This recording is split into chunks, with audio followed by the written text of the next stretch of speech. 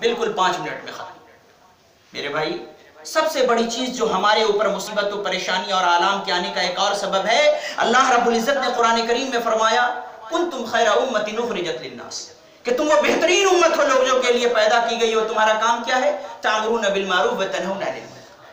کنتم خیر امۃ اخرجت للناس، تم وہ بہترین امت ہو جو لوگوں کے لیے پیدا کی گئی ہو۔ تمہارا کام کیا ہے؟ کہ تم لوگوں کو نیکیوں کا حکم دیتے ہو اور برائیوں سے روکتے ہو۔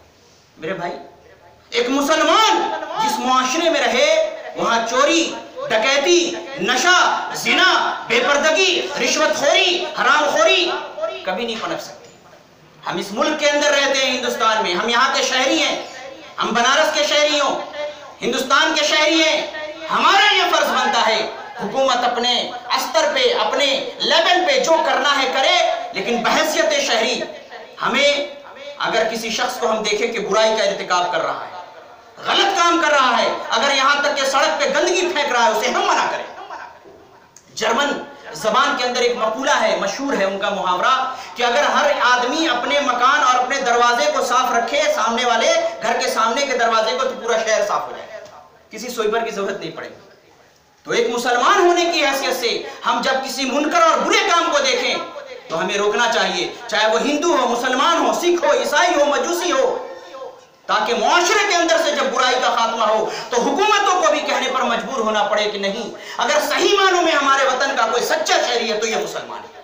یہ لوگوں کو برائی سے روک رہے ہیں۔ مسلمان کا وجود تو میرے بھائی نعمت ہوا کرتا تھا۔ مسلمان جس شہر میں بھی جاتے تھے، کوئی حکومت کرنے نہیں گئے، جب بھی وہ تبلیغ کے لیے گئے، دین کی نشر و اشاعت کے لیے گئے، ان کے امر بالمعروف اور نہی عن المنکر کا فریضہ، لوگوں کو نیکی کی طرف بلانا، برائیوں سے روکنا، ان کے اخلاق، ان کا کردار، ان کے عادت و اطوار کو دیکھ کر کے لوگ اسلام قبول کر لیتے۔ آج ہمارے اندر وہ چیز ہے، ہم رونا رو رہے ہیں کہ غیر مسلم ہمارے ساتھ ایسے پیش آتے ہیں کہ آپ نے اسلام کا اخلاق ان کے سامنے پیش کیا۔ ہماری ذمہ داری ہے کہ ہم حکومتوں کو چھوڑیں، حکومت اپنے استر پہ جو کر رہی ہے، ہمیں چاہیے کہ ہم اپنے شہر، اپنے ملک، اپنے بستی اور قریے کو مضبوط کرنے کے لیے، امن و امان کے لیے، برائی کو ختم کرنے کے لیے کیا کر رہے ہیں۔ کوئی اگر سرکاری محکمے میں رشوت لے رہا ہے، ہماری ذمہ داری ہے اس بات کو ہمارا حکام تک پہنچائیں۔ کیوں رشوت لے گا؟ اس سے حکومت کمزور ہوگی، حکومت کمزور ہوگی، ملک کمزور ہوگا۔ جب ملک کمزور ہوگا، ملک کی معیشت خراب ہوگی، اس کے شکار ہندو بھی ہوں گے، مسلمان بھی ہوں گے، سکھ بھی ہوں گے، عیسائی بھی ہوں گے۔ ہمیں اپنے ملک کے اندر امن و امان پیدا کرنا ہے، اپنی ذمہ داری ادا کرنی ہے۔ ہم یہ کہتے ہیں کہ ہمارے حقوق نہیں پورے کیے گئے، لیکن ہمارا حق کیا بنتا ہے اپنے ملک پر؟ کیا ہم نے اس کو دیکھا؟ پہلے اپنا حق ہم دیکھیں، پھر اپنے حق کو طلب کریں کہ ملک ہم سے کیا مانگ رہا ہے۔ یہاں کے شہری، یہاں کے وہ غیر مسلم جو شرک و بت پرستی میں مبتلا ہے، کیا ان تک ہم نے اپنی دعوت پہنچائی اخلاق کے ذریعے، کردار کے ذریعے؟ تو میرے بھائی، بس یہی کہنا تھا کہ نبی کریم صلی اللہ علیہ وسلم نے فرمایا کہ یہ جو بنی اسرائیل تھے، یہود و نصارہ، یہ اللہ کی بہت ہی محبوب قوم تھی۔ اللہ نے ان کو مبغوض قرار دے دیا۔ کیوں؟ اللہ نے فرمایا کہ ان اول ما دخل النقض علی بنی اسرائیل، کہ بنی اسرائیل، یہود و نصارہ میں جو سب سے پہلی برائی داخل ہوئی کیا تھی؟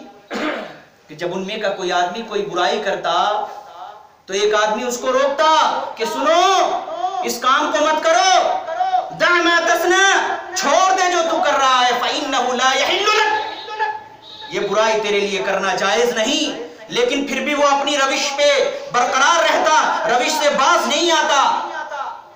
فلا یمنعہ ان یکون اکیلہ وشریبہ وجلیسہ، تو اس کے برائی پر برقرار رہنے کے باوجود وہ اس کے ساتھ کھاتا تھا، پیتا تھا، اٹھتا تھا، بیٹھتا تھا۔ اللہ رب العزت کو یہ بات پسند نہیں ہے۔ آپ دعوت دیں، برائی سے لوگوں کو روکیں کہ دیکھو کتاب و سنت پہ آ جاؤ، نبی کے طریقے پر چلو، نماز پڑھو، چہرے کے اوپر نبی کی سنت کو سجاؤ، دین پہ عمل کرو، گھر کے اندر دین کا دور دورہ کرو۔ اگر سمجھانے کے باوجود بھی آپ نے حق ادا کر دیا دعوت کا، اگر وہ نہیں مانتا ہے تو آپ اس سے ملیں، علیہ سلیح کریں، اس سے بات چیت کریں، لیکن ایک فرق کے ساتھ اس کو احساس دلا دیں کہ نہیں، دعوت دی اس نے، کہا نہیں میں تمہارے ساتھ نہیں کھاؤں گا۔ بھائی کیوں نہیں کھائیں گے؟ کہا پہلے تم میری دعوت قبول کرو، اللہ کے دین پہ آؤ، تب تم ہمارے دوست ہو۔ تو اللہ کے رسول صلی اللہ علیہ وسلم نے فرمایا کہ برائیوں کے باوجود وہ لوگ ان گناہ گاروں کے ساتھ کھاتے تھے، اٹھتے تھے، پیتے تھے، بیٹھتے تھے۔ اللہ رب العزت نے فرمایا قرآن کریم میں کہ لعن الذین کفروا من بنی اسرائیل علی لسان داؤد و عیسی ابن مریم، اللہ رب العزت نے بنی اسرائیل پہ حضرت عیسیٰ علیہ السلام اور داؤد علیہ السلام کی زبان سے لعنت بھیجی۔ کیوں؟ ذالک بما عصوا وکانوا یعتدون، کہ وہ لوگ برائیوں کا ارتکاب کرتے تھے۔ کانوا لا یتناہون عن منکر فعلوہ، جب जब उनमें से कोई आदमी बुराई का इर्तिकाब करता था तो वो उसे रोकते नहीं थे।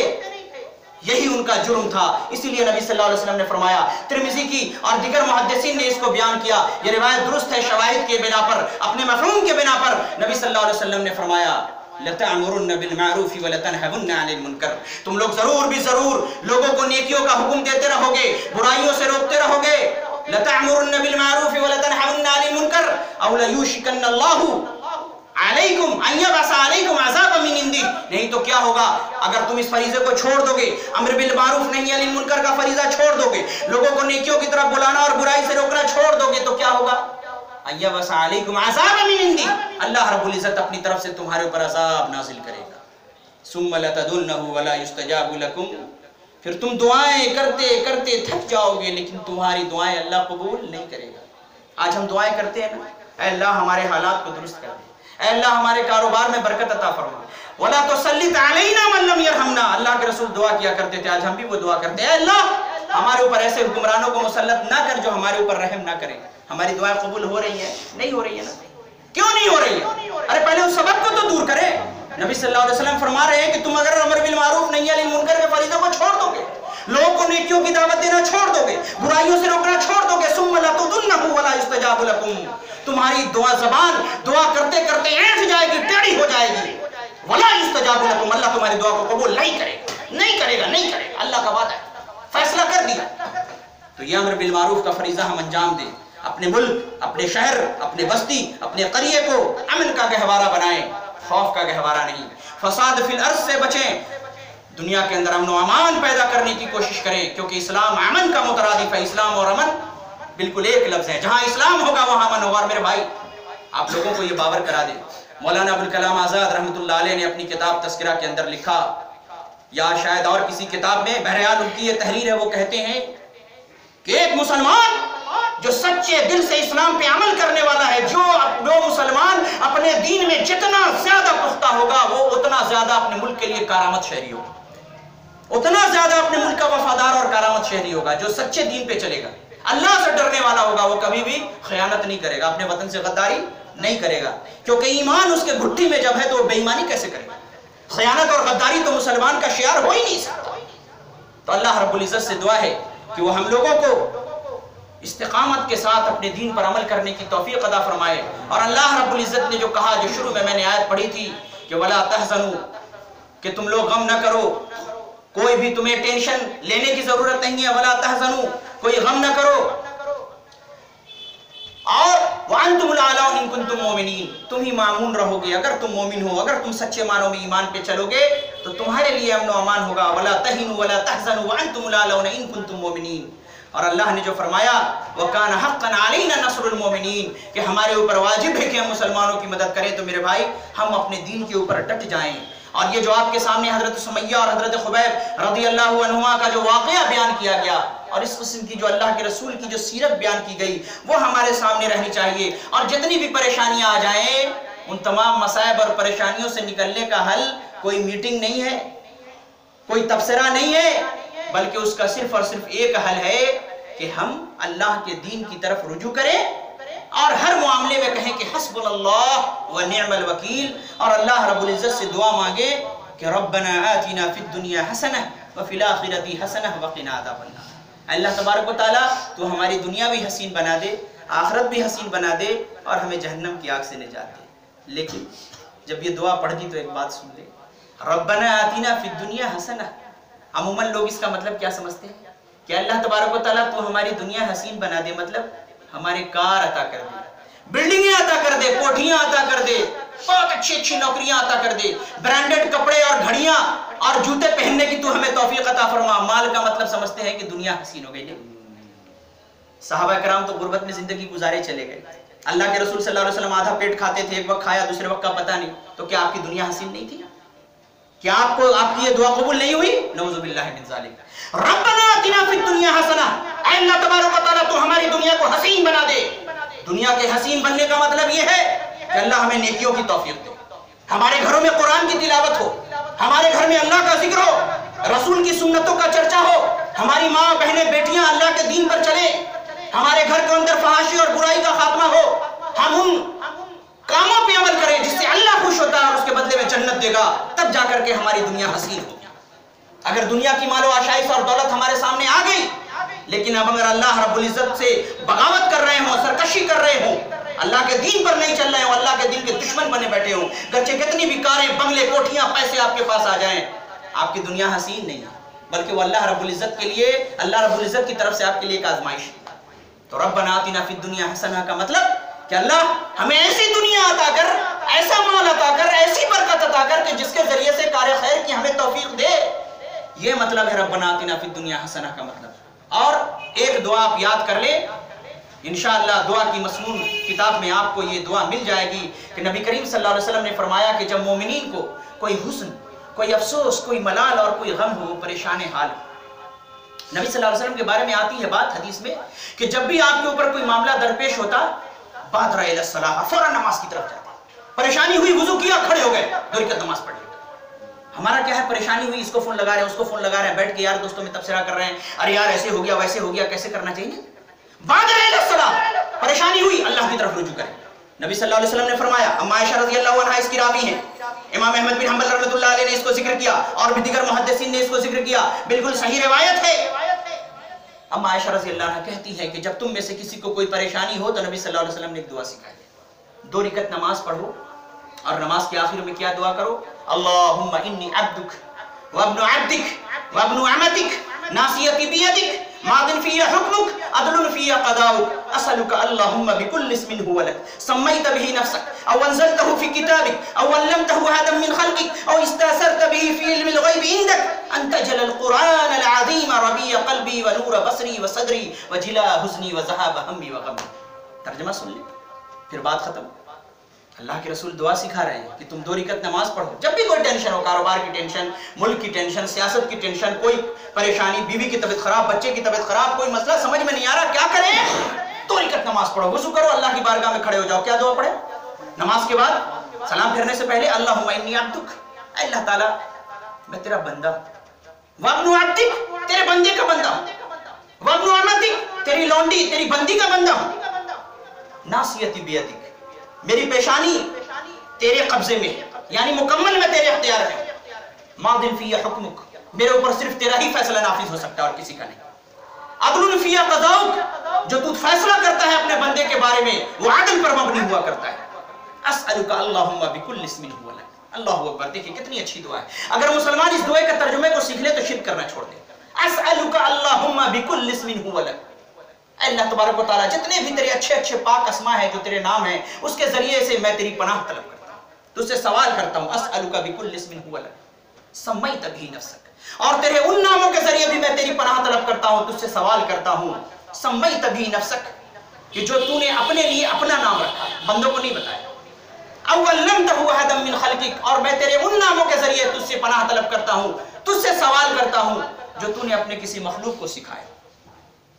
औ अल्लमतहु अहदन मिन खल्क़िक औ इस्तअसरत बिही फी इल्मिल ग़ैब इंदक, और तेरे उन नामों के जरिए मैं तेरी पनाह तलब करता हूँ, तुझसे सवाल करता हूँ जो तूने गैब के खजाने में अपने वो नाम पोशीदा करके रखा हुआ है।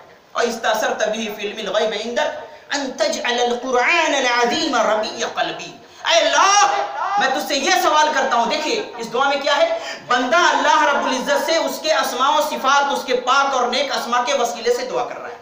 ये वसीले की जायज किस्म। आप जब बंदा अल्लाह से दुआ करे तो क्या कहे, अल्लाह तू रहमुर राहिमीन है, तू रहम करने वाला है, अल्लाह मेरे ऊपर रहम कर। ऐ अल्लाह मैं तुझे तेरी रहमत का वास्ता देता हूँ कि तू मेरे ऊपर रहम कर। ऐ अल्लाह तू करीम है, मैं तेरे करम का तुझे वास्ता देता हूँ कि तू मेरे ऊपर करम कर। ये दुआ मांगने का तरीका है कि अल्लाह के जो सिफात हैं, उसके जो अस्मा हैं, उसका वसीला बनाए अपने नेक अमाल का। अल्लाह मैंने जो 2 रकात नमाज पढ़ी है, अल्लाह जो मैं 5 वक्ता नमाज पढ़ रहा हूँ, जुमा के दिन सूरह कहफ पढ़ रहा हूँ, कुरान की तिलावत कर रहा हूँ, अल्लाह मैं अपने नेक अमाल को तेरी बारगाह में वसीला बनाकर दुआ कर रहा हूँ कि अल्लाह मेरी फला परेशानी दूर कर दे। तो नबी सल्लल्लाहु अलैहि वसल्लम क्या दुआ में सिखा रहे हैं, और इस्तअसरत बिही फी इल्मिल ग़ैब इंदक अन तजअल क़ुरआन अल-अज़ीम रबीअ क़ल्बी, ऐ अल्लाह मैंने जो तेरे नामों का वसीला पकड़ा है उसके सहारे में क्या मांग रहा हूँ। देखिए दुनिया नहीं मांग रहा है, बंदा कह रहा है अन तजअल क़ुरआन अल-अज़ीम रबीअ क़ल्बी, ऐ अल्लाह तू कुरान को मेरे दिल की बहार बना दे, कुरान को मेरे दिल की बहार बना दे। अन तजअल क़ुरआन अल-अज़ीम रबीअ क़ल्बी व नूर बसरी, मेरी आंखों का नूर बना दे। अन तजअल क़ुरआन अल-अज़ीम रबीअ क़ल्बी व नूर बसरी व सदरी, اور میرے دل کے اندر بھی اس قرآن کا نور ڈال دے، اسے بھی میرے دل کی بہار بنا دے، دل کا نور بنا دے۔ نور بصری و صدری وجلا حسنی و ذہاب ہمی و غمی، اور اس قرآن کو، اس کی تلاوت کو، اس کے اوپر عمل کرنے کو، نبی کی سنت پر عمل کرنے کو، ذہاب ہمی و غمی، تمام قسم کے غم اور مصیبت اور پریشانی کو دور کرنے کا تو ذریعہ بنا دے۔ اللہ اکبر، کیا بہترین دعا نبی صلی اللہ علیہ وسلم نے سکھائی ہے۔ اما عائشہ رضی اللہ عنہ کہتی ہے کہ جو شخص بھی کتنے بھی قسم کے بڑے پریشانی میں ہو، اس دعا کو پڑھے گا، انشاءاللہ اللہ اس کے دل میں سکون ڈال دے گا، اللہ اس کے دل میں سکون ڈال دے گا۔ میرا اپنا تجربہ ہے، بارہا ایسا ہو کہ جب کسی نے ستایا، پریشان کیا، مشکلات کا سامنا کرنا پڑا، تو اب بات یہ ہوئی کہ بھائی میں کیا کروں، کچھ سمجھ میں نہیں آ رہا۔ فوراً 2 رکعت نماز پڑھی، اللہ رب العزت سے دعا کی، اور اس دعا کو نماز کے آخر میں پڑھا اور سلام پھیر دیا۔ اللہ کی فضل و کرم سے اللہ رب العزت نے دل کے اندر ایک سکون ڈال دیا۔ جب آپ اس دعا کو پڑھیں گے تو آپ کے دل میں ایک سکون، ایک اطمینان اللہ ڈال دے گا، اور پھر اس پریشانی کا حل بھی نکال دے گا۔ اللہ تبارک و تعالیٰ سے دعا ہے کہ وہ ہم لوگوں کو ان چیزوں کو سمجھنے اور اس پر عمل کرنے کی اللہ ہمیں توفیق عطا فرمائے، اور ہر پورا شعب حالات میں اور دور میں اللہ ہمیں استقامت عطا فرمائے، اور جو صحابہ کرام نبی کریم صلی اللہ علیہ وسلم کی زندگی ہے اس کو ہمارے لیے اسوہ و نمونہ بنانے کی اللہ ہمیں توفیق عطا فرمائے، اور تمام پریشانیوں سے نکلنے کا اللہ ہمارے لیے راستہ نکال دے، ذریعہ بنا دے۔ اللہ صحیح معنوں میں ہمیں تقویٰ کے اوپر عمل کرنے کی توفیق دے۔ اللہ تبارک و تعالیٰ ہمارے کاروبار کے اندر برکت عطا فرمائے۔ ہم میں سے جو لوگ بھی طالب علم ہیں، کسی بھی نوکری سروس کے لیے پڑھائی کر رہے ہیں، اللہ تبارک و تعالیٰ تو انہیں کامیاب کر دے، اور ان کے تمام جائز مقاصد میں ان کو تو کامیاب کر دے، ان کے مقاصد کو پورا کر دے۔ اے اللہ تبارک و تعالیٰ تو ہمارے گھروں میں ہماری ماں بہنوں بیٹیوں کے اندر دین کا شعور پیدا کر دے، اور دین کا ہمارے گھروں کے اندر چرچا ہو، کیونکہ یہ ماں کی گود اسلام کی پہلی یونیورسٹی ہے۔ اگر وہاں بات درست ہو گئی تو بچے کی جو تربیت ہوگی تو بچہ بھی اسلامی بنے گا، پورا معاشرہ اسلامی بنے گا۔ اے اللہ تبارک و تعالیٰ تو ہمارے ملک کے اندر، ہمارے وطن کے اندر اور ہماری بستی کے اندر امن و امان کا دورہ کر دے، ہر طرف امن ہو، امان ہو، کسی قسم کا نہ کوئی فساد ہو، نہ کوئی خطرہ ہو، نہ کوئی تشدد ہو۔ اللہ تبارک و تعالیٰ ہمارے اس وطن کو، ملک کو، ہمارے گھروں کو، ہمارے معاشرے کو، ہمارے دلوں کو، سب کے اندر میں اللہ تبارک و تعالیٰ تو سکینت کا نزول عطا فرما۔ اے اللہ تبارک و تعالیٰ تو ہمارے گناہوں کو معاف کر دے، اور ہماری سیئات کو اللہ رب العزت تو معاف کر دے، اور ہمارے حسنات کو تو اپنے فیض سے قبول فرما۔ اقول قولی ھذا واستغفر اللہ لی ولکم ولسائر المسلمین، آمین، وآخر دعوانا الحمد للہ رب العالمین۔